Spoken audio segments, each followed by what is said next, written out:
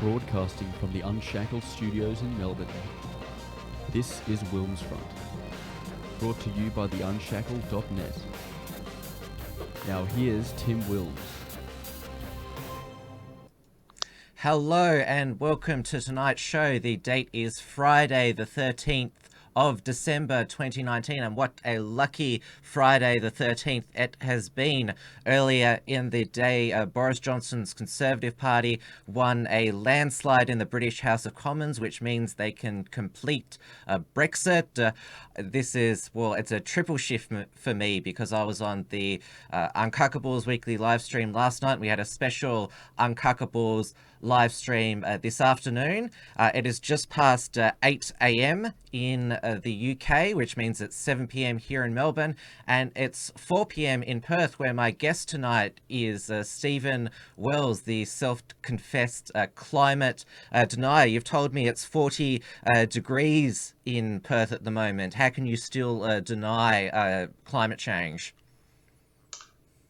Because I'm just a rabid denier of science all around, Tim. Thanks for having me on the show. 40-degree days in Perth. Who would have thunk it? I actually arrived in Australia about 20 years ago this month, and the day I arrived, it was over 40 degrees. And I remember people saying to me, "Oh, this must be terrible for you. How horrible coming all the way over from Europe to experience such horribly hot temperatures." And I'd just come from the Netherlands, and the last day they left, it was 1 degree Celsius, driving sleet, howling winds. And I said, "Guys, you have no idea what I have just left. This is beautiful. This is what I want it to be forever. If climate change means 40-degree days every day for the rest of my life, bring it on." Well, as you know, I'm based here in Melbourne, and it's been an incredibly cold lead up into, well, the first day of summer, December 1, I recall, was freezing, and we've had probably just about 2 really scorching days, and it was interesting that both of those days are in the mid-30s. That's when bushfires started, and we've had a lot more mid-30s, even 40-degree days in Melbourne when bushfires didn't start. Everyone thinks they're becoming more frequent now. We've always had them, but for some reason, because even though the temperature's the same, the bushfires, we're told, are caused by climate change. They just somehow they magically happen. Yeah, it got nothing to do with the 85% have been lit by humans. It all has to be climate. It's man-made bushfires. Then they've got the man-made part, man-induced, or should I say people-induced? Yeah, well, man-made bushfires, man-made climate change. Man certainly has something to do with it, but it tends to be on the lines of either lighting a match or adjusting temperatures or fiddling with the data. But very, very rarely has it got anything to do with the actual climate actually changing itself. And I've noticed that our mainstream media this week, they've initiated a new inquisition on the Morrison government ministers. Have you ever denied the science of climate change? Have you ever committed this heresy? And they've all trotted the line, oh yes, the climate does change, and man does have an impact, which is, well, duh, of course. It's just the argument about man-induced climate change is whether human economic activity, because that's what it is going to catastrophically fry the planet. Because when we're told we have Alexandria Ocasio-Cortez said 12 years we've got, starting this year. Didn't Greta Thunberg say 10? And then 12 years ago, Al Gore said 10 years. And before that, we had James Hansen, who was the lead scientist at NASA GISS back in 1988, saying roughly the same thing. We only have until the year 2000 before to save the planet.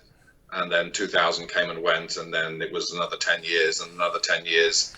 And I think what's been happening is there must be collective memory loss amongst the population, and every 10 years or so we forget what was said 10 years earlier, and they just trot it all out again. We've all got, as it's called, goldfish memories now. It seems that we forgot there were bushfires, just 10 years ago. I'm 30 now. I remember when I was, this was back in 1999 when I was, I think, in year 4. Every January and February there were scorching 40-degree days. That's when there wasn't air conditioning in the demountables, so we had to open up the thing. We used to enjoy, what were they were called, those icy pole things, those frozen icy pole things. Yeah. Sorry, I'm trying. Yeah. I'm trying to remember the exact brand that we used to have to cool down. But yes, I remember those were scorchers back then, and I'm constantly waiting for, when is summer going to come around? When is it? Well, is it just going to stop raining and stop being cold? Because it's September cold, October cold, November cold. November was freezing here in Melbourne, and it just stopped raining for Cup Day, believe it or not. Yeah, well, you had snow. Yes. You had snow on the first day of summer in Tasmania and up in the Blue Mountains, I believe, as well. Yeah. And you got to go back to the England climatology department. David Weimer, back in 2000, said snow was going to become a thing of the past. Children in the next generation just aren't going to know what snow is anymore, because it's going to disappear forever. And that was supposed to be in England, and yet we're still getting it here in Australia. And Australia, I always thought, was supposed to be a warm place until I got here, and then suddenly found out I'd been deceived by the immigration department and needed to get the woolies out every winter. Yes, Britain is known as an extremely cold place. I grew up when I went to school down here in Melbourne, there was a few fellow classmates who experienced life in Britain, and how they used to say how cold it was. And yeah, Australian children, they hardly ever see snow unless you actually go on top of a mountain. Well, snow is supposed to be disappearing on top of mountains too. If you remember Al Gore's movie, he talked about Mount Kilimanjaro and how snow was going to disappear from that summit by now, which of course didn't happen.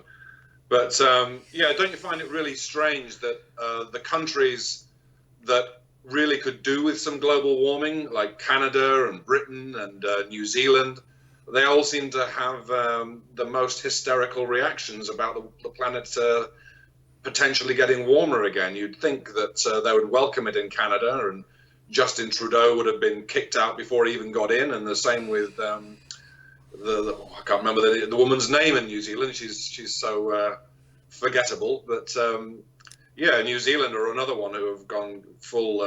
Yes, Jacinda Ardern has passed the zero carbon bill, but the farmers in New Zealand, they arc up a lot more than Australian farmers have in the past up until now. So agriculture is excluded from the zero carbon bill. Well, you've got to let cows fart. That's what can I say. If you don't let cows fart, there'll be bigger problems if trying to stop cows farting. The build-up could be terrible. You don't want exploding cows everywhere by putting corks in their bums and things like that. So, yeah, good on the New Zealand farmers for standing up to crazy policies.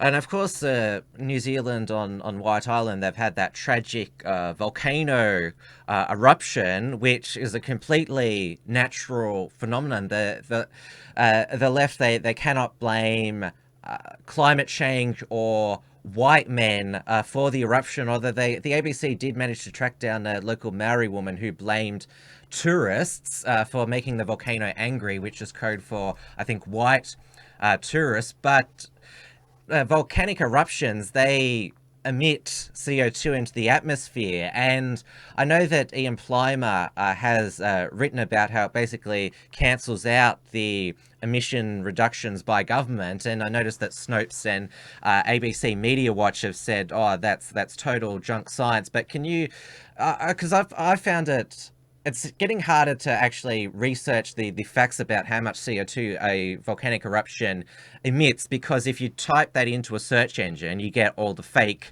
science that the Google and the mainstream media want you to see. But can you please enlighten me?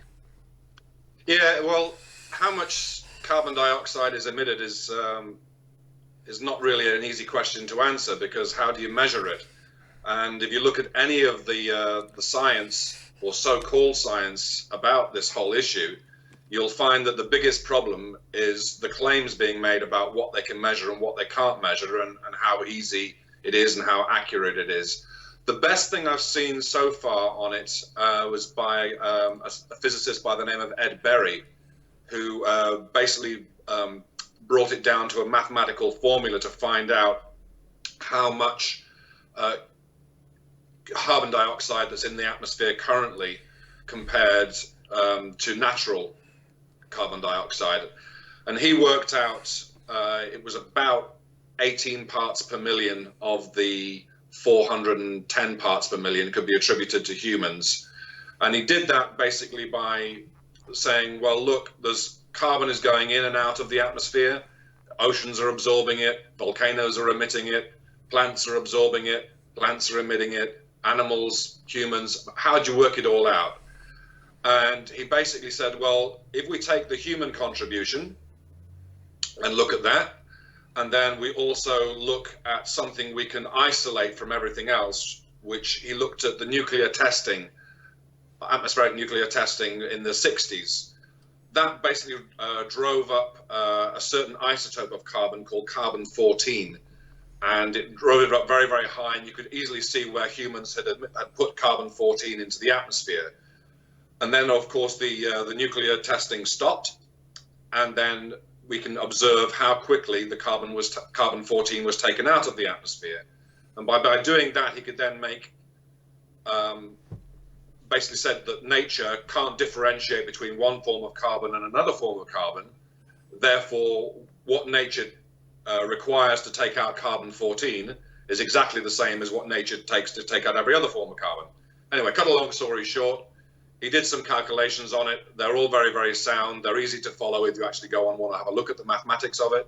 And so humans have got about 18 parts per million from about 400, which, you know, is around about 3-4% of the total carbon emissions that are currently in the atmosphere now. You can say that is humans, and the rest is all natural from one form or another.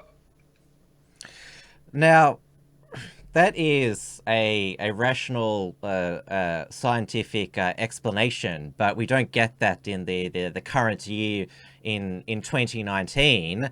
But we get extreme hysteria from, well, Extinction Rebellion. They've been causing mayhem on all the streets, mainly in Brisbane, but it's spread to Sydney, Melbourne, and also your home city of Perth. And they want all our governments to declare a climate emergency, and some have in the past called for the suspension of democracy because in Australia the people voted the wrong way in May this year, and the people of the United Kingdom, they voted the wrong way just yesterday now.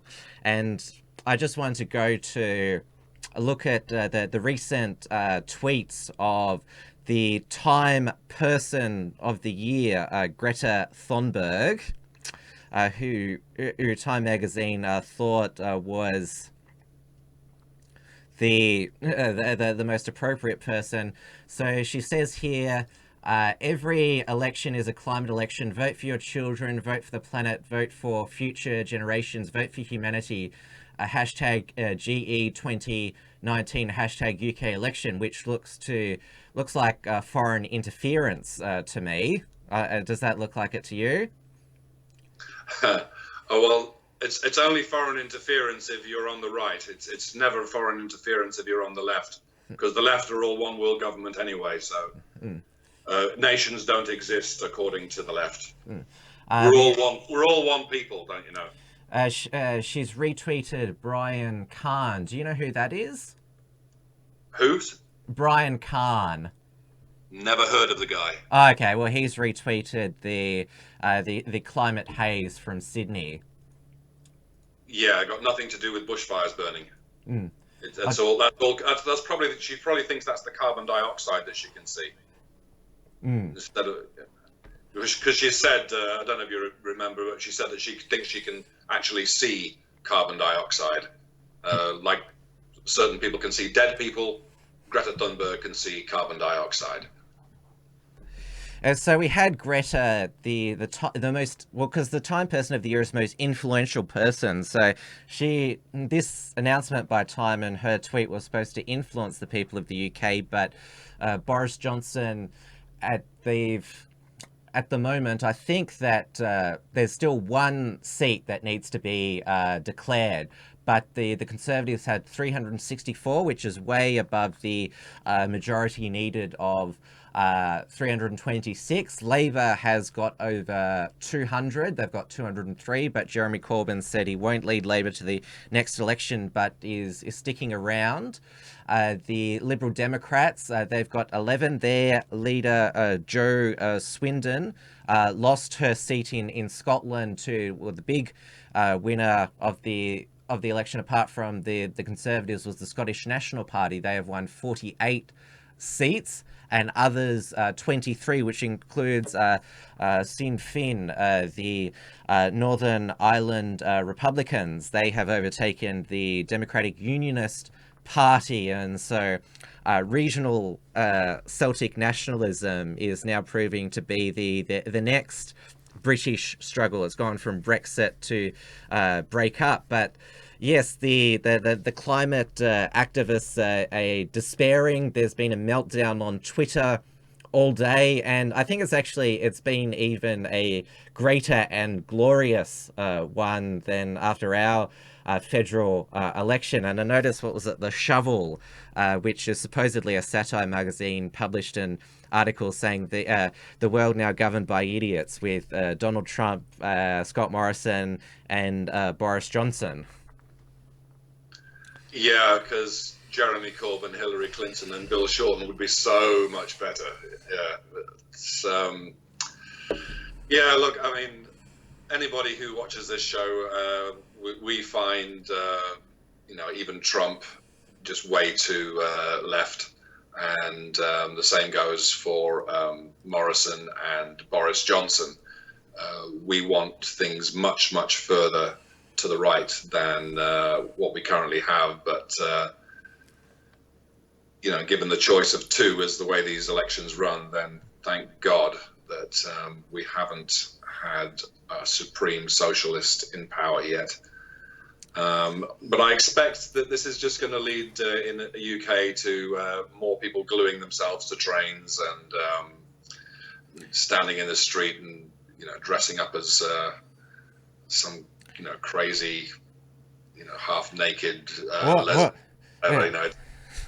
I shudder to think of what horrors the protest movement are going to unleash on us on the next 12 months after this result. Well, I did see it was shared on Twitter, feminists in Spain doing a nude primal roar. I noticed that the feminists in Australia, they decided to scream outside the New South Wales Parliament on Saturday because the state's on fire and that's all we can do. But thankfully they kept their clothes on. But thank God for that. London is where the globalist, that's what we should call it, Extinction Rebellion organization started. They've been causing massive mayhem, and they in fact wanted to fly drones over Heathrow airport in London to stop the planes flying, to stop the carbon emissions. And yeah, they've been causing major disruptions in London, but it's the reason for the Australian and British election results is that most voters, they've seen the climate alarmists cry wolf too many times. The world hasn't ended since the climate greatest moral challenge of our generation, Kevin '07 election, and they're just seeing the climate alarmists just getting more and more unhinged and banshee-like, and so they're just saying it's obviously not coming, the apocalypse. No, it's funny. Kevin's greatest challenge of our time speech was probably the thing that started me on my journey. I didn't really get fully going until about 5-6 years ago, in changing from an all-time lefty to a far-right nationalist. But Kevin Rudd basically saying this is the greatest challenge of our time, and then not dissolving Parliament in a double dissolution to actually go through with it. That was when I suddenly started thinking, well, you don't believe it. If you really believed this, you would have held an election on it, and he didn't. And then Tony Abbott went on, of course, to eventually become Prime Minister. And Kevin Rudd, after that moment, when he failed to pull the trigger, after saying that this was the greatest moral challenge of our time, that's when he went from 60-something% support down to 30% support, and was kicked out in favor of Julia Gillard. So, yeah, these people don't believe their own rhetoric, and people, they pick up on that really quickly. Yes, I just graduated from high school in 2007, and it was basically universal that because we're in Australia in the middle of the millennium drought, that this was climate induced. Tim Flannery said that even the rain that falls is not going to fill our dams and our river system.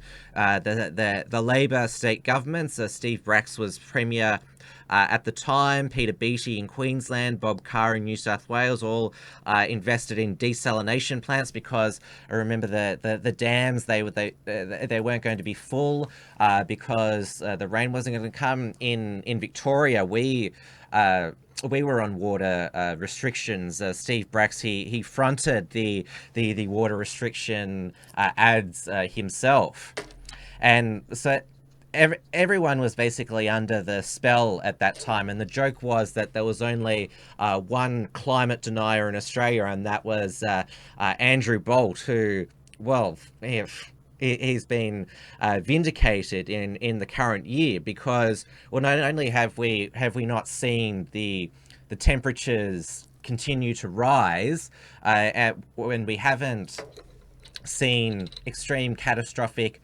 weather events with fire and brimstone, all we've seen from these climate policies is, well, it was obvious with the carbon tax, our energy bills increased, but the carbon tax, even though that was repealed by the Abbott government, the renewable energy targets have continued to ramp up, which energy companies are forced to buy solar and wind and put it into the grid. And then, of course, you now have all of these corporate social responsible corporations. You had the AGL ads saying we're getting out of coal, we want to close down the Liddell power station.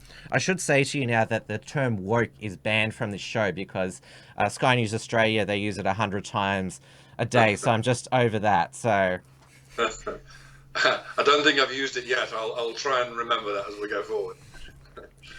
But yes, we've seen this, going back to my initial, the point of my story, we've just seen energy bills increase. Our manufacturing has completely disappeared. We've seen red and green tape increase. All we've had is we are living in economically poorer times, and it is man-made, but it's not because of the climate.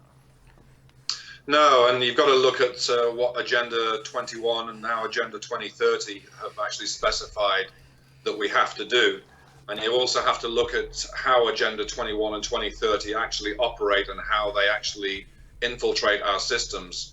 It starts with the local councils. We've got this thing called ECLEI, E-C-L-E-I, where local councils use ratepayers' money to sign up to a UN program. The UN then sends them directives.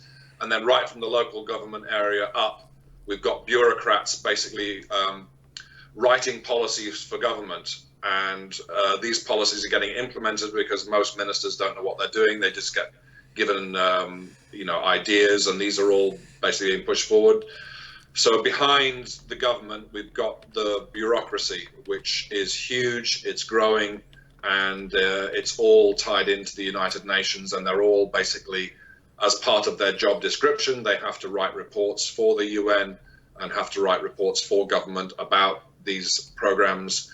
And so things like the Murray-Darling Basin Plan that was influenced by the Agenda 21 program, most of what's happening with farmers' land rights, all this kind of stuff, it all ties back into something much more nefarious. And I won't say they use the word woke, but people do need to realize what's going on behind the scenes, because most of these things, it's not like a great conspiracy theory where there's one evil person, evil genius at the top. What it is, it's just a large bureaucracy just doing its job. And when you sign up for things like this, then a bureaucracy will take over and things will work on their own. Well, it's made up of a network of small evil geniuses, and one I think that we should probably touch upon. He's now deceased, but at these UN Environment Summits, a prominent climate change globalist voice was Maurice Strong. And amazingly, he spent the twilight years of his life in that polluted nation of China. Yeah, well, Maurice Strong is a very interesting character. He made his money by being a protege of the Rockefeller family, and so he is big oil through and through. As was David Rockefeller, who set up the Club of Rome, which kicked off the whole environmental program to begin with. Paul Ehrlich, who wrote The Population Bomb, he was sponsored by the Club of Rome, and the whole environmental agenda was originally set up to achieve a global system of government, and they've been pushing that right from the very beginning. And Maurice Strong was one of the people who realized that the way to do that wasn't by obtaining political power, but it was by obtaining power within the bureaucracy. And there is no bigger and greater bureaucracy than the United Nations. And so that's where he went. That's where he set up all of these treaties and all of these conferences. And we're starting to see the serious ramifications of that now. And so please don't give George Soros all of the credit. No, George Soros is probably just a bit player. He's the easy face of evil. Probably use more of as controlled opposition these days, so that people don't see what's really going on, which is much more behind the scenes.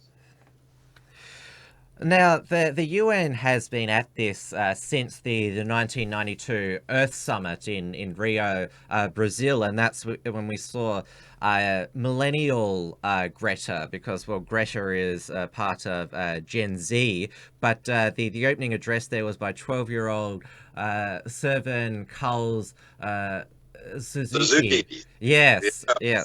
David Suzuki's daughter. And we all remember David Suzuki coming on to the ABC Q&A. Yes. A few years back, and an actual climate scientist, an actual real scientist in the audience asked him a question about the temperatures flatlining, and David Suzuki couldn't even remember or didn't even know what the organizations were who actually checked global temperatures, and made a complete idiot of himself. How did the producers of Q&A let that happen? Yeah, I wonder actually what actually happened to that scientist, because he was a low-ranking scientist. He said, I've only got a small car, and he went on there and absolutely made headlines around the world for everybody who's got a bit of realism in them. And so I wonder if he's still got his job, or whether he's working for McDonald's now for doing the unthinkable of showing up a world leader on climate science, David Suzuki. Yes, because, well, Professor Peter Ridd, he's still going through his unfair dismissal case from James Cook University because he dares say that the Great Barrier Reef is not endangered, and we shouldn't deter tourists from exploring the beautiful natural be, natural coral reef that's made Australia so famous. And we've just seen the recent death of.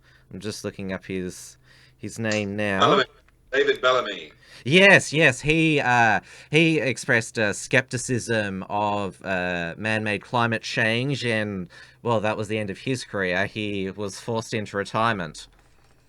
Yeah, not only him. There's another British children's presenter by the name of Johnny Ball, who was a mathematician who did a very great show for kids called Think of a Number back when I was growing up.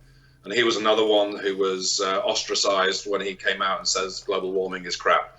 But David Bellamy was certainly one that they had to silence because he was a long-time environmental activist.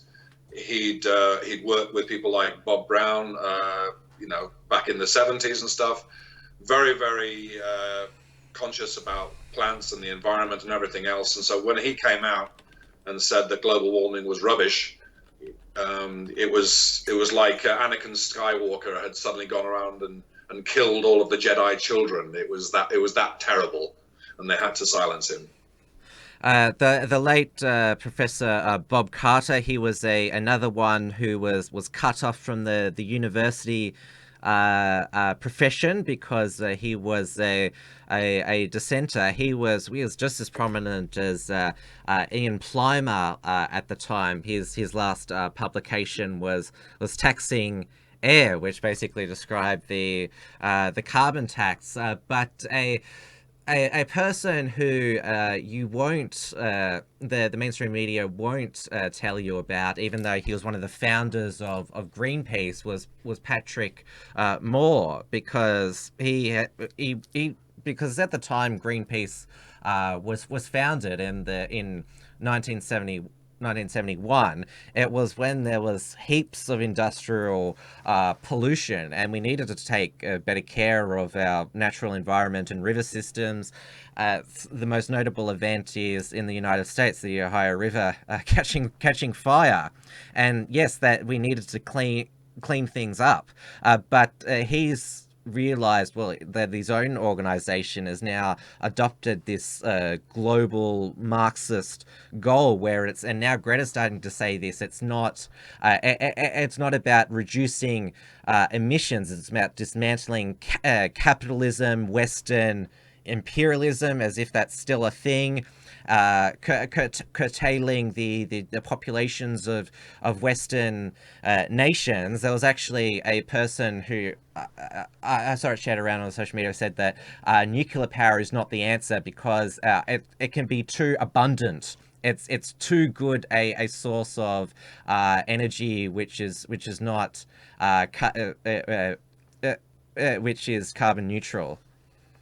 Yeah, well, the whole thing it's always been a death cult, always, right from the beginning. And the problem is that the people who started the death cult, they have always wanted a world with fewer people. You can go back to Arthur C. Clarke and all kinds of people who said, "Oh, the carrying capacity of the Earth, we need to reduce it to under 1 billion people," and that's not because the world can't handle the number of people who are on the planet. It's because they want to return to a system of feudalism where we have the lords with their estates, and they're not saving the planet from people, they're saving the planet for themselves. That's why they started all of these national parks. The World Wildlife Fund was the very first one, with Prince Philip and an old Nazi, I've forgotten the other guy's name, again to lock up areas of Africa and push the local people off the land so they can just be for wildlife, so Prince Philip could go hunting. And So it's always been a death cult, and it's always been a very, very elitist thing. And at the bottom of it, you've got either the elite at the top and the useful idiots at the bottom, who just, hate being alive, basically. You can look at any of the people from the Extinction Rebellion, you can just see that they hate their life, they hate the world, they hate everyone in it, and they just want everyone to die. And then only when everyone's dead will they be happy. You mentioned Prince Philip, his early environmentalism, because obviously it seems it's hereditary in the British royal family, because Prince Charles, even though members of the royal family are meant to be political, he believes that climate change is the biggest issue of our time. And of course his son, Prince Harry, the British war hero, has basically become a beta cuck now with his wife Meghan Markle. They're only having 2 children to preserve the planet, and he now says, Harry, that he has eco anxiety, which is of course the teachers who are teaching the current generation have installed fear into the students who are now on climate strikes, and they're going to psychologists with eco anxiety because they're being scared out of their wits by their teachers. And of course, as we've seen with the education results recently, the PISA, we're falling down the rankings, and that was evident at the climate strike. The student signs, there was a lot of grammar and spelling errors. Yeah, isn't it amazing how none of them can spell? It's quite your, and all the other things that you see on Facebook. Yeah, and times 10 when it comes to protest signs. Yeah, it's shocking. Now, everybody should stop sending their kids to school. The education system is broken all the way from kindergarten through to university. In fact, you'll find that some of the stupidest people have got PhDs these days, even physics PhDs. When I started looking into this climate science thing, and I actually started looking at the actual physics and mathematics of it, you realize the problem is much, much deeper and worse than you could ever imagine. And the people you see at these Extinction Rebellions are just the tip of the iceberg. You wait till you start arguing with somebody with a PhD in physics who can't realize that the diagram he is showing you is literally flat Earth physics. When you get somebody with a PhD who can't realize that you shouldn't be modeling the Earth based on a flat disk, and you should be modeling it on an actual sphere, that's when you realize just how much problems we're in. PhD, it should probably stand for pinhead dunce. Yes, absolutely. There are so many of them, and I was chatting to a friend of mine who I reckon everyone should check out his work, a physicist in Canada by the name of Joseph Postma, and he is having all kinds of problems just with people in his sphere, in the academic world, who just can't seem to get through basic concepts of well, let me give you an example. If you can imagine a doner kebab in a doner kebab shop, all right, and it's got heat on one side, yeah. So there's a heat on one side of it, and it's heating one side of the doner kebab as it turns around slowly. Now imagine that a PhD scientist says, "Oh well, hang on a minute. What we should do is we should, instead of having all that heat coming from one side, why don't we just have a quarter of the heat coming from one side and put it all around the doner kebab? So instead of it being, say, 200 degrees, we'll just heat it on all sides at once at 50 degrees, and that'll be exactly the same." Can you imagine eating a doner kebab that was heated on all sides at 50 degrees instead of one that was heated on one side at 200 degrees? That's the kind of stupidity and idiocy that we're actually dealing with when you actually get into what the climate science actually says. And you've got people going on Q&A saying this kind of stuff, and they literally couldn't cook on a barbecue because they would be trying to cook it with cold instead of hot. Now, your book that you self-published, Confessions of a Climate Denier, it was also self-researched as well. You don't have all of those qualifications next to you. But I think self-research, because most of the knowledge that I have now, it's been self-research pretty much since I graduated from high school. I realized that I basically learnt nothing in school and not too much more in university. And well, the power of the internet allowed that, but now Google is cracking down on that. That's why they spit out the fake news information and history. I noticed that Wikipedia is also that's basically becoming a wholly biased tripe fake facts. And Wikipedia always was. Yes, but it's a lot worse now, and I know that they're asking for money now. They've got these massive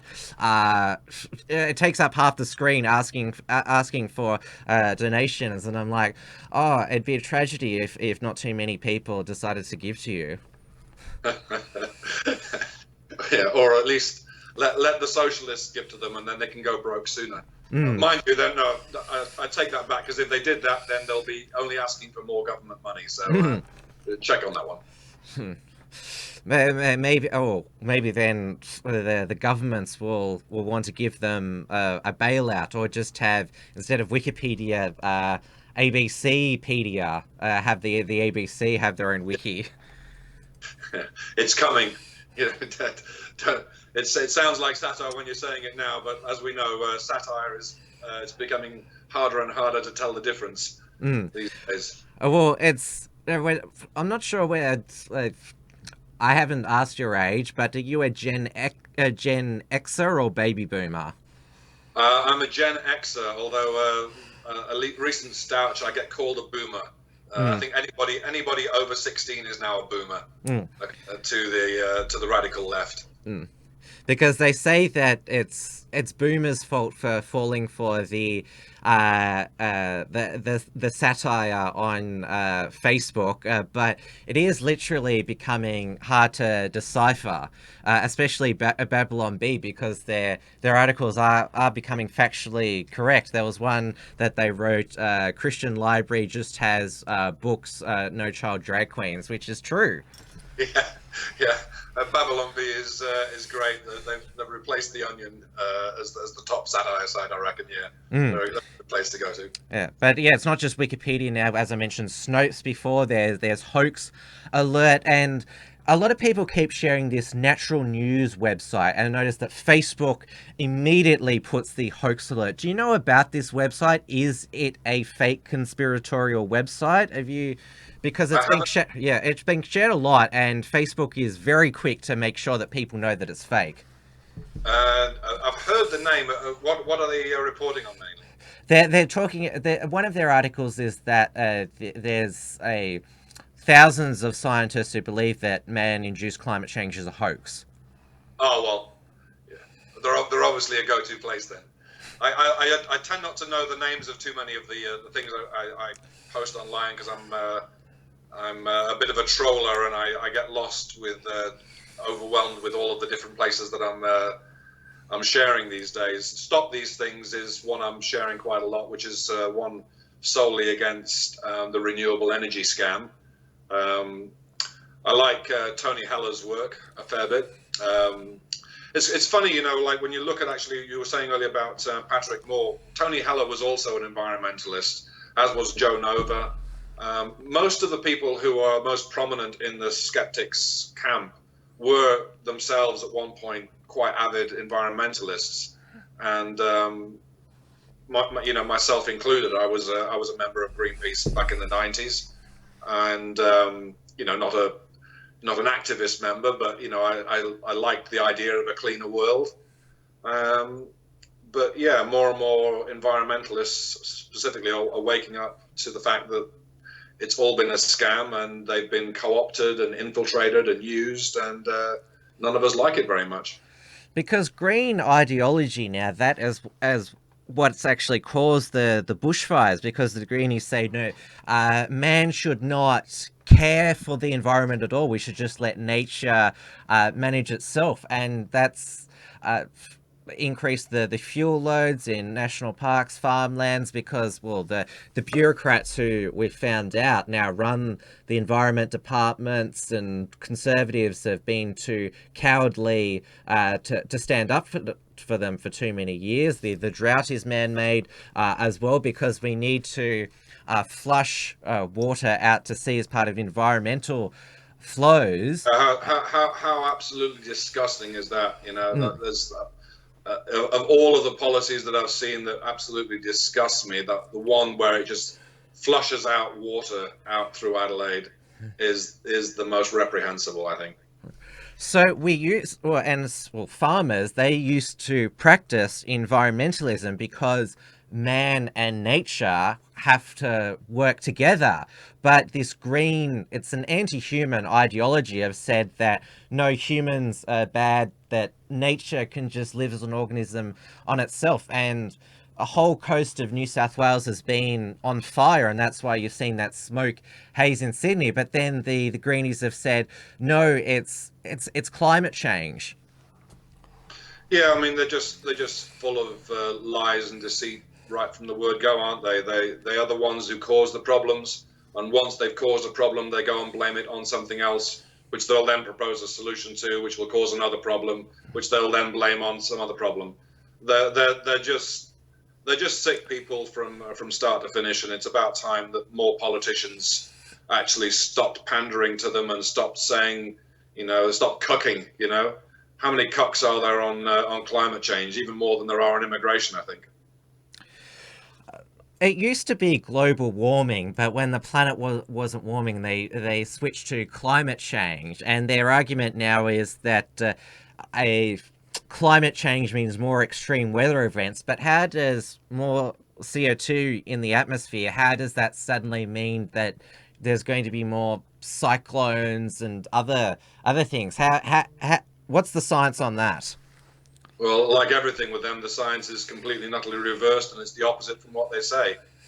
If the whole point about the global warming scare, you got two narratives. So one is that the ice caps will melt because the poles are going to warm faster than everywhere else. So that's been the big scare story, is that the Arctic ice caps are going to melt, and it's going to get 12 degrees warmer in the Arctic because it warms faster in the Arctic than everywhere else. And then on the other side of things, you've got them saying, well, there's going to be more catastrophes, more cyclones, more serious bad weather. But the two things are completely and utterly contradictory from one another. If it gets warmer in the Arctic, then that will mean less of a difference in temperature between the Arctic and the equator. And what causes cyclones and hurricanes isn't hot weather, it's hot and cold weather mixing together. So if you get a big difference in temperature, then the hot air and the cold air, they meet, they then start swirling around each other, and that's where you get cyclones. That's why you don't get cyclones and hurricanes at the equator. You only get them at the border of the tropics. That's where they start really ramping up. So as the hot air starts moving towards the poles, it'll meet cold air coming the other way, and then round about, just at the edge of the tropics or just inside the tropics, that's where you'll get all that energy, and you'll get the swirling natures of the hurricanes and the tornadoes and everything else. So, I mean, you don't get tornadoes at the Arctic, you don't get tornadoes at the equator, you get them in between where the air mixes. There's been cyclones in Queensland and the Northern Territory, but there's never been any in New South Wales and Victoria. And going by what you just explained, that's why in the United States it's Florida and the Deep South states. That's why they basically have hurricane season there. Yeah, the other thing to mention, obviously, it gets hot in Victoria and it gets hot in New South Wales. The other factor that I neglected to mention, of course, is water vapor. And obviously you can't have a cyclone without rain. It's the clouds that swirl around each other. So you get all of the evaporation happening at the equator. So that's the other point that makes it. So that's why you get it in those zones. It's because you've got drier, colder air coming from the poles. You've got warmer, wetter air coming from above. They mix, and that's where you get the biggest storms. And what is the state of the ice in the Arctic and Antarctica at the moment? Because, well, we've been told for the past decade that the Arctic, which is the North Pole, that's where Santa lives, that was nearly melted. What is the state of the Arctic and Antarctica? The Arctic, it's winter now, so there's ice forming everywhere, like it does every winter. In the Antarctic, the sea ice is melting. But on terms of what they're saying, which is contributing to sea level rise, which is why, I mean, who gives a damn whether it gets warmer or colder in the Arctic? Nobody lives there. Nobody lives in the Antarctic. Nobody lives in the Arctic. So who cares? Well, the only reason people care is because they say all of the ice that's on the land, that's going to melt and that's going to make the sea levels rise. That's never going to happen. You could raise the temperature of the Antarctic by 20 degrees Celsius and it's not going to melt. It's got an average temperature of minus 33, minus 30, minus 40 degrees Celsius. Same with Greenland. Both Antarctica and Greenland have been gaining ice left, right, and center. And the sea ice, which is what they try and scare us all with, that just depends on year to year, and nobody really gives a damn. It goes up, it goes down, and the climate alarmists will do everything they can to tell you it means something. And the polar bears, those adorable white bears, how are they doing? Back when Al Gore was first getting into politics, there was 5,000 polar bears in the Arctic, and now because of climate change, there are only 30,000 left. 30,000. Wow. So there might be, I'm not sure if everyone remembers the Bundaberg ads, the drop bears. We've got to watch out for them. They might be migrating, those 30,000 polar bears. Yeah, they're certainly giving the Inuit a fair amount of problems at the moment. Susan Crockford is the scientist to go to on that, who's another person who's just had her tenure at university dropped because she was pointing out that the polar bear numbers are rising and rising and not falling like Al Gore said they would. So she's another non-personed scientist, but Susan Crockford is the lady to check out on that one. Now, the Intergovernmental Panel on Climate Change, which is operated by the United Nations, is it every year they publish a report? No, every few years. I think they've done 5 or 6 now. I lose count. So the first one was back in 1990, and must be every 3 or 4 or 5 years that they do, because there's only been about 5 of them out. And that leads the panic for the next few years. It's interesting to watch how the alarmism has ramped up at the IPCC. If you go back to the very, very first one, when actual scientists were working for them and stuff, you'll find a lot different prognosis to the latest one, where since lots of real scientists have left in disgust. And all of these IPCC reports, they basically, their projections are just based on computer models. It's all about modeling. That's all of their fear mongering about the planet warming. It's all just based on computer generation. Well, it's worse than that. The IPCC basically they write their conclusions first, and then they look at the science that's been presented to them, and then what's the actual science report and what the report is released to the media, they're 2 different reports. So you've got a conservative report written by the scientists, who themselves are not exactly the most honest people in the world, ones who still work for them, but they're a bit more circumspect, and they're the ones where you're basically right, it's based on modeling. But then actually what gets released to the public and the media, that is actually written by top bureaucrats and politicians. And then what the media puts out is, again, another level of extremism further down the track. So you can trace it back through the stages to the scientists, where it's conservative-ish, still rubbish, still based on pseudoscience. And then as it progresses through to the actual report that's released to the governments and to the media, that's pretty much determined before the scientists even get together. And then what the media puts out, well, we all know what the media puts out, just complete and utter hysteria. And they absolutely hate the fact that historical data is available for climate temperatures. So a lot of, including our own Bureau of Meteorology, they've revised historical temperatures and come up with justifications like, oh, we use different measuring devices, and so we're justified in this. I know Jennifer Mararosi, she's done a lot of research into this, and it's quite amazing the sort of justifications they come up with. Oh, well, they didn't know back then how to measure how hot it was, but we know by us today what the temperature was 75 years ago. Yeah, it's like they got. I didn't realize that time travel had actually been invented for real. But yeah, isn't it amazing? I mean, if you measure a house 75 years ago, you trust those measurements. You measure the temperature 75 years ago, oh no, they can just adjust it however they like. It's completely, and the people should be in jail for this. It's that serious. You can't go back and fiddle with historical data and put it out as fact and say, oh yeah, I've just homogenized it to whatever.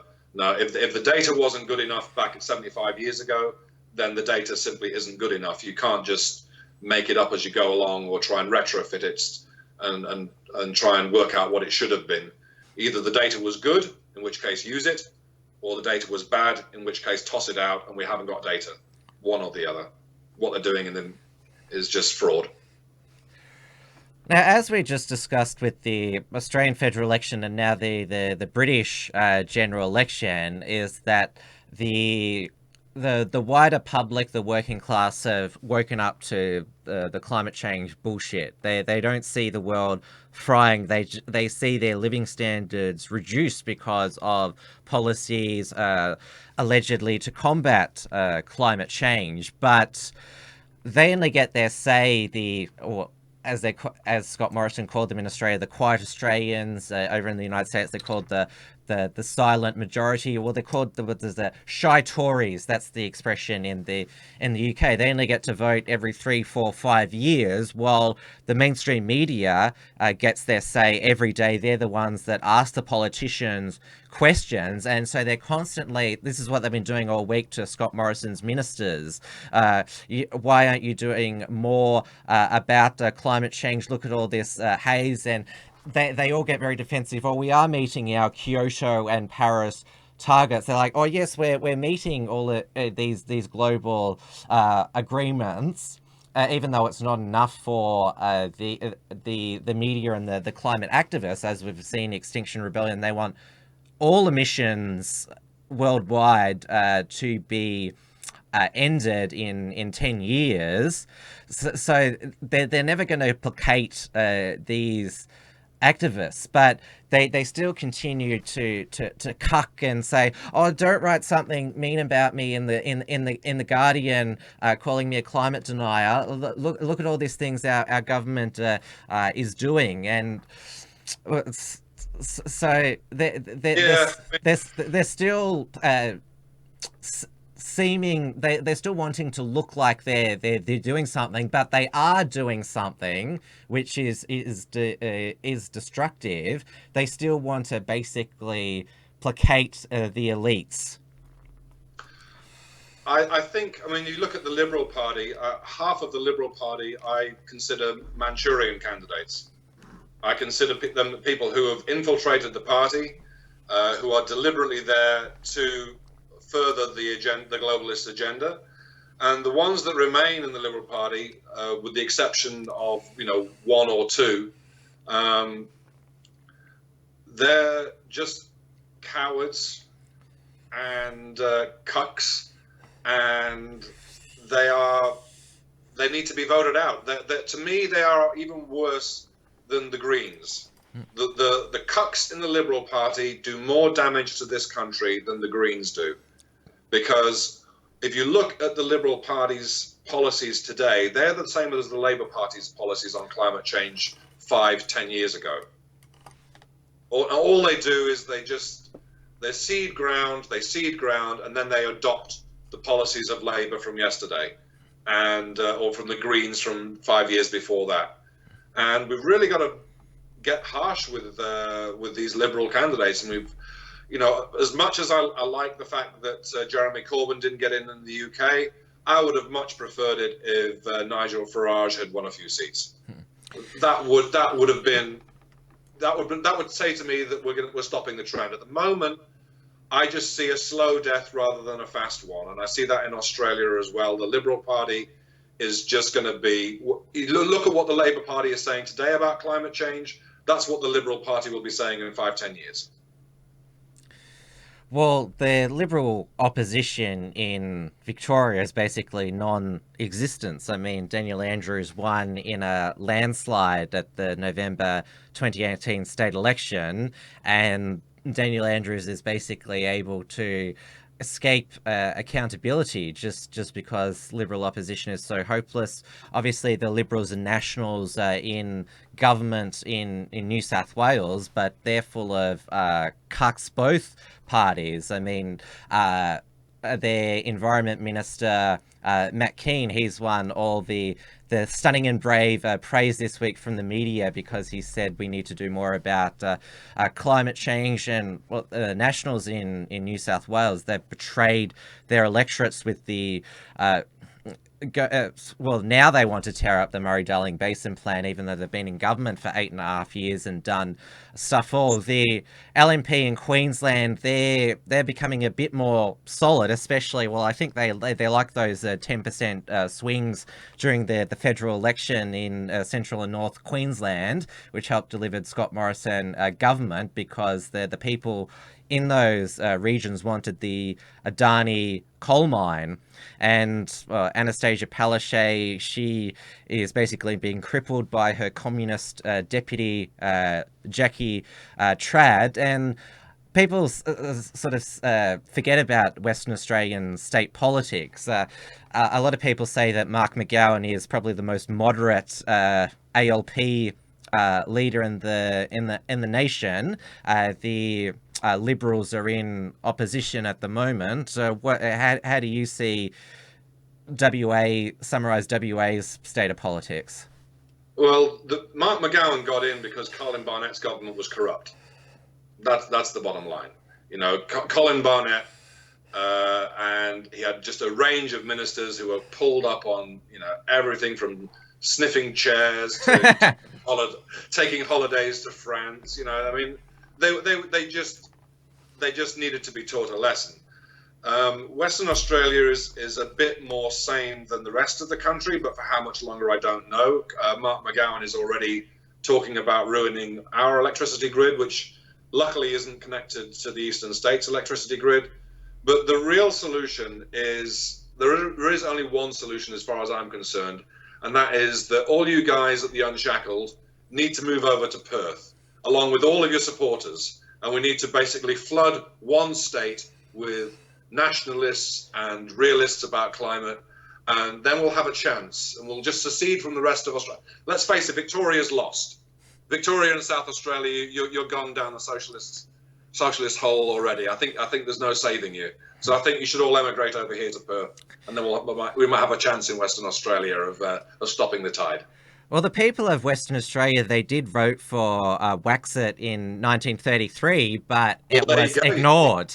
It was ignored. This time we need to back it up with arms. I think, get them, have another referendum, and then get our own army, and then say no. We need to form our own country with no outside immigration, lots of high birth rates, low taxes. Lots of free enterprise, and no climate madness. We've only got 2 million people over here, you see. So I reckon if we get 1 million people from the rest of Australia just coming over here, we can boot out the socialists and we can boot out the immigrants, and we can have a country here all to ourselves. So you guys need to move over here, I reckon. Well, you're home to the greatest Australian, Gina Rinehart, who... she's she's Australia's biggest taxpayer, and WA during the mining boom helped propped up federal Labor's big spending during the Rudd years. Yeah, well, everyone in Western Australia doesn't like the GST situation.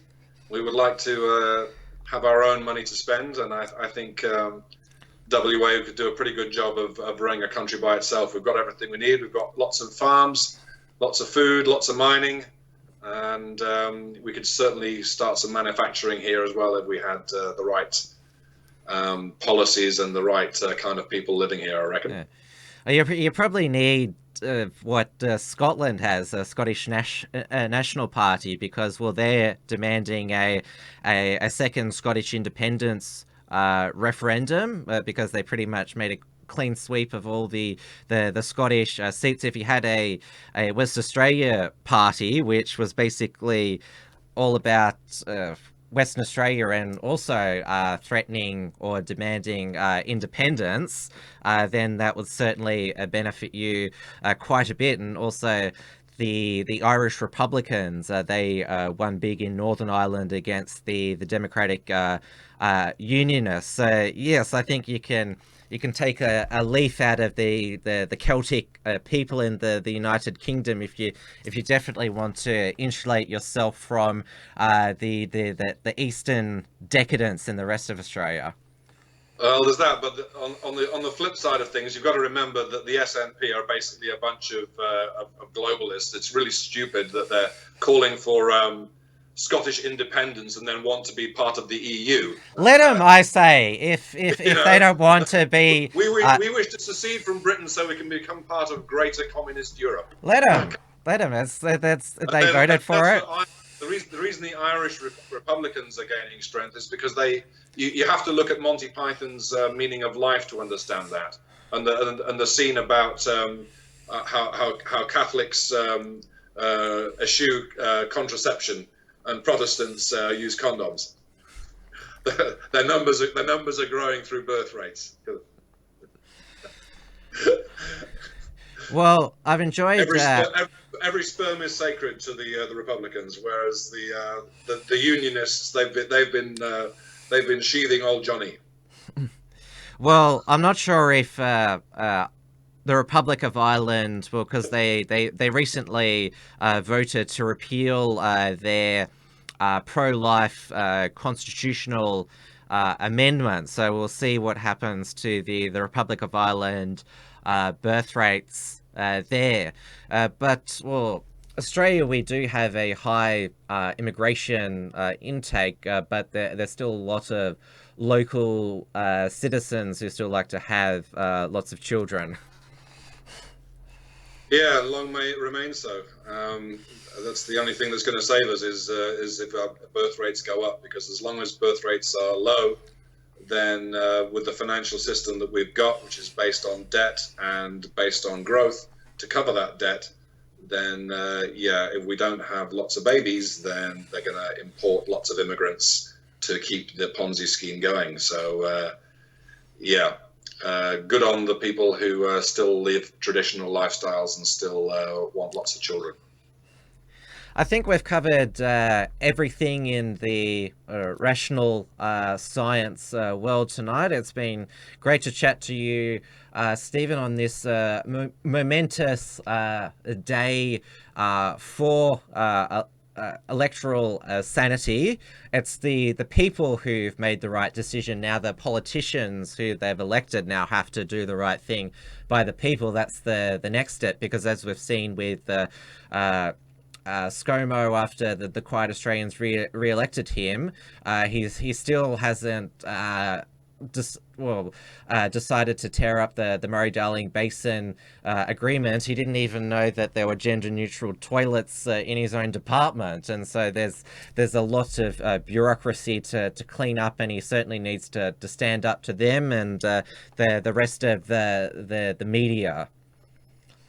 Yeah, I think Scott Morrison is a lost cause. I think Malcolm Turnbull did a very, very good job of hobbling Dutton and when Turnbull was kicked out, and there are still a lot of traitorous bastards in the Liberal Party who need to be kicked out of the party and kicked out of the country, preferably. So I don't hold that much hope, other than the fact that we've slowed down the march of socialism and green madness a little bit.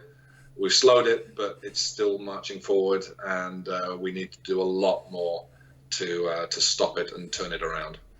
Well, enjoy the hot weekend in Perth, where we're told that temperatures could soar to 50 degrees and it will shift eastwards, and it could be we could be in for Australia's hottest day on record.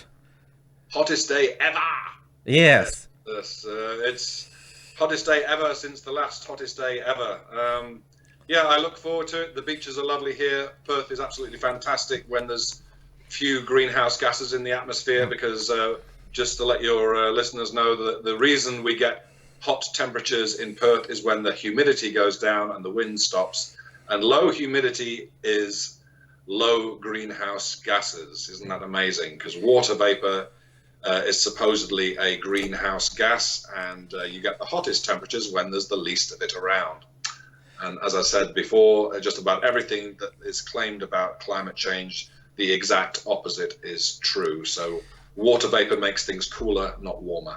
Well, if we do fry this weekend, it won't be because it is hot, it's because there'll be power blackouts, because Australia continues to shut down coal-fired power stations, including here in Victoria. The Hazelwood power station closed in the Latrobe Valley, and the energy minister has said we should expect blackouts. So the air conditioning, that great modern technology that should keep us cool, unless the renewable energy craze cripples our power grid. Well, I think it's very selfish of you, Tim, that you actually want to have air conditioning on. You know how it kills the planet, and I think you should take one for the team and fry to death over the hot summer, and let them turn off the power, because that's what we're all supposed to do as responsible citizens, is die in our droves like they did back in 1898. There'd certainly be a lot of critics of mine who would love me to fry to death. I'm sure there would be. Me too, I expect. But I'm going to go and look. I think you should go and look for a generator at Bunnings and rig one up just in case. And where can people purchase your book, including the Dead Tree version, which well, as the name suggests, they've had to cut down forests to print it? Well, you can get it. You can get the e-version, or you can get the printed version from Amazon.com.au. Just type in "Confessions of a Climate Change Denier," and you will see this lovely book there.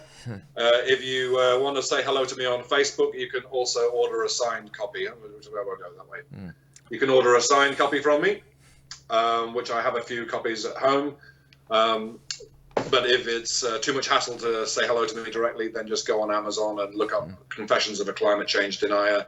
You can get a printed copy sent to you all the way from the US of A via a nice plane ride, and burn lots of extra fossil fuels so that you really feel good about yourself and battling the greenies. They're not coming from Greta hasn't developed a series of carbon neutral yachts that Jeff Bezos can use to bring his books to Australia? Oh, sorry. Unfortunately, no. I would love my books to be delivered to Australia from America by fossil fuel made yachts. That would be fantastic, with a diesel powered backup. I would really love my books to burn as much fossil fuels as possible when people buy them, but unfortunately, you can order them on Amazon.com.au, but I believe they're still printed in the US of A. And the ones I get, they're printed in Sydney, they're flown over to Perth, and so I can fly them back to you and burn some more fossil fuels that way. So we'll fight Greta every way we can. Well, that's Amazon, it'll continue to be on Amazon at Jeff Bezos's leisure. And you said for people to contact you on Facebook. That's at if Mark Zuckerberg decides to let you continue to be on Facebook. Yeah, I don't know. Luckily, I'm not quite as popular as J.K. Rowling yet, so I've slipped under the radar so far. And I haven't been banned from Amazon, and I haven't been banned from Facebook yet. When that happens, I'll contact you, and we'll find a way to sell my books through snail mail, or perhaps I'll go door to door with them again. Yep. Well, like I said, have a good weekend. Stay cool, and we'll keep in touch. Thanks, Tim. Thanks for having me on. Appreciate it. See ya. Take care. And that concludes tonight's show and my mega marathon live streaming for the week, because I was Trans-Tasman Talk Tuesday evening, which will be on again next Tuesday at 7 p.m. Melbourne time on the Unshackled's YouTube channel. Then on Wednesday night, I had WilmsFront, and then Thursday night, the Uncuckables, and then the Uncuckables UK election live stream today, and then WilmsFront tonight. Because I have been, WilmsFront didn't air for a week from last Wednesday to this Wednesday. I am ramping up the production, so there will be a Sunday evening show. I haven't got a guest lined in, but as you saw on Wednesday night, I can do quite well without a guest. And then on the next Wednesday, on WilmsFront, 7 p.m. Melbourne time. And remember, we are streaming not just to the Tim Wilms YouTube channel, but my D-Live channel as well. But next Wednesday, my guest will be Christopher Shortis, who was one of the Bendigo 3 who was found guilty under Section 25(2) of Victoria's Racial and Religious Tolerance Act for that mock beheading that the United Patriots Front did outside Bendigo City Council building in 2015 to promote one of their upcoming rallies against the mosque application. And the next day, on Thursday at 10 a.m. at Victoria's County Court, that's when Chief Judge Peter Kidd is delivering his judgment on Blair Cottrell's appeal over, he wasn't just found guilty and fined $2,000, he also had a criminal conviction recorded against him. So that is when Judge Peter Kidd will deliver his judgment on the appeal on the substantive charge and the Victorian Charter challenge, and also the constitutional question about whether the Racial and Religious Tolerance Act is consistent with Australia's constitutional implied freedom to political communication. So it's still going to be a hugely busy week in the lead up to Christmas. We'll keep going at the Unshackled right up until Christmas. And I certainly will be as well, because there's still a lot happening, and we will continue to analyse the significance of the UK election result, which was a victory overall for nationalism, even though the Scottish nationalists and the Irish nationalists are pretty much socialists. They are at the end of the day nationalists, and I support self-determination for groups all around the world who want to be independent from their overlords. So the challenge is now for, I would say, Boris Johnson and the Conservatives. They are called the Conservative and Unionist Party. If he believes that it is legitimate for the UK to leave the European Union, then I think it's not a unreasonable request from the people of Scotland if they want to become independent, and whether the people of Northern Ireland want to rejoin their cousins in the Republic of Ireland and be a united Ireland. But that is going to be, Brexit will be settled in January 2020, and it'll basically be the breakup of the United Kingdom that will dominate the next 5 years of Boris Johnson's prime ministership, because he's got a thumping majority. He doesn't need to rush to an election until his term has expired. So you'll see me again Sunday evening, 7 p.m. Melbourne time.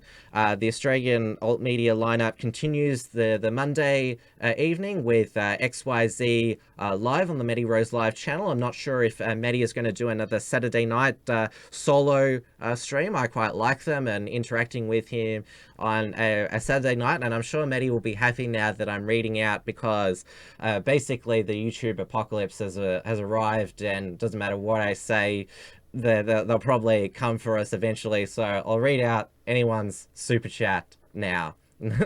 That's what I've decided. And as I said, I'll be back Tuesday for Trans-Tasman Talk, and then WilmsFront and Uncuckables next Thursday evening. We have got a commitment from Mark Collett, I would say the re-emerge most popular British nationalist. He'll be our special guest. He'll obviously provide his analysis on what the UK election results mean for him and his patriot movement. So that will be a big night, and that'll be the final Uncuckables just before Christmas. And of course, we cannot bring you all of these Unshackled productions and continue to pump out news on the unshackled.net without your support. I thought that, well, because we had Entropy last night and today, I thought give your wallets a bit of a rest, people watching this stream. But if you do want to make a regular financial contribution to support the work of The Unshackled, we have a premium membership program at theunshackled.net/membership. There is also a web donation form at theunshackled.net/donate. We are still on Patreon, PayPal, and of course we are on subscribestar.com/theunshackled, and we also have a shop at theunshackled.net/store. We are continuing to expand on free speech social media, both The Unshackled and myself promoting WilmsFront. Myself and The Unshackled, we are on Gab, Telegram. We've just opened up Telegram chats, and we're also on minds.com. This show also has its dedicated website, timwilms.com, where you can check out the archives of episodes, and you can also get the links to my social media and the podcast version of the show, so you can catch up. There of course is the live replay on the YouTube channel. I'm also putting up the archive of episodes on my own BitChute channel, because DLive it only stores live streams for 72 hours. But that is it for me, this triple shift over the last 24 hours. I will enjoy my weekend, and I will see you all on Sunday evening's show. So until then, have a good weekend, and it was once again a great Friday the 13th, a lucky one for the people of the who are in the United Kingdom at present. So congratulations. Thanks for tuning in to WilmsFront. Visit timwilms.com or Rational Rise TV to view the archive of episodes. And keep visiting theunshackled.net to view all our shows, and to keep up with the latest real news and analysis.